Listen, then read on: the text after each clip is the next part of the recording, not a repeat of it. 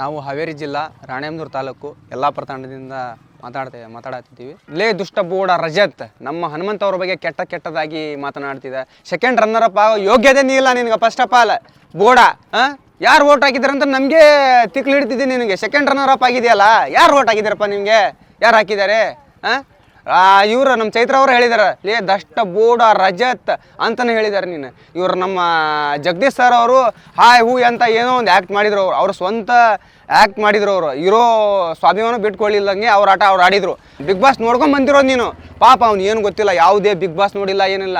ಅಷ್ಟೇ ಅವನು ಬಂದು ಅವನ ಆಟವನ್ನು ಆಡ್ದಿದ್ದಾನೆ. ಬೋಡ ರಜತ್ ನೀವು ಅರ್ಥ ಮಾಡ್ಕೊಳ್ರಿ.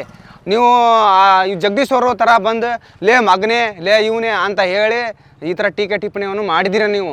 ನಮ್ಮ ಗೋಲ್ಡ್ ಸುರೇಶ್ ಅವ್ರಿಗೂ ಭಾಳ ಒಂಥರ ಕೆಟ್ಟ ಶೆಡೆ ಅನ್ನೋದು ಕೆಟ್ಟ ಪದಗಳನ್ನು ಬೈದಿದ್ದೀರ. ನಮಗೆ ಭಾಳ ನೋವಾಗಿದೆ ಅದ್ರ ಬಗ್ಗೆ. ಈಗ ಗೆದ್ದಾನಂತ ಅಷ್ಟು ಉರ್ಕನಾಗತ್ತೀಯ. ಯಾಕೆ ಬ್ಯಾಡಗಿ ಮೆಣಸಿನ್ಕಾಯಿ ಏನಾರು ಇಟ್ಟಾರ ನಿಂದ?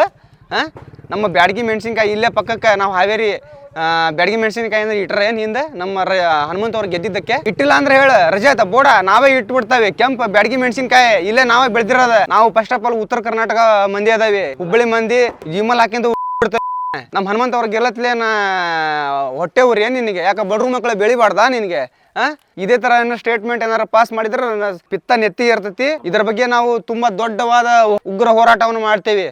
ಚಾನಲ್ನವ್ರಿಗೆ ಏನಾರು ಕರೆದ್ರೆ ಹನುಮಂತನ ಬಗ್ಗೆ ಹೊಗಳೋದು ಕಲ್ಕೋ. ಯಾಕಂದ್ರೆ ಅವರು ಬಿಗ್ ಬಾಸ್ದಲ್ಲಿ ಯಾವ ಥರ ಇದ್ರು ಅಂತ ಪ್ರತಿಯೊಂದು ಕಂಟೆಸ್ಟ್ನ ಕೇಳ ಗೊತ್ತಾಕತಿ. ಪ್ರತಿಯೊಂದು ಗೊತ್ತಾಕತಿ ಅವ್ರ ಬಗ್ಗೆ. ಇನ್ನು ಮುಂದಿನಾರು ಕರೆಕ್ಟಾಗಿ ನಮ್ಮ ಹನುಮಂತ ಅವ್ರ ಬಗ್ಗೆ ಪ್ರೆಸ್ ಮೀಟ್ ಒಳಗೆ ಕರೆಕ್ಟಾಗಿ ಹೊಗಳೋದು ಕಲ್ಕ. ಈಗ ಹನುಮಂತ ಅವ್ರಿಗೆ ಬಿಗ್ ಬಾಸ್ ಎಂಬ ಒಂದು ದೊಡ್ಡ ಕಿರೀಟ ಊಹೆ ಮಾಡುವುದಷ್ಟು ದೊಡ್ಡ ಕಿರೀಟ ಅದನ್ನು ಸಿಕ್ಕೈತಿ ಹನುಮಂತ ಅವರಿಗೆ. ಅದನ್ನು ಆ ಕಿರೀಟ ಬಗ್ಗೆ ಒಂಥರ ಗೆಲಿ ಮಾಡಕ್ಕೆ ಹೋಗ್ಬೇಡ ರಜತ್. ತಗೊಂಡು ಅರ್ಥ ಮಾಡ್ಕೊ ನೀನು ಫಸ್ಟ್.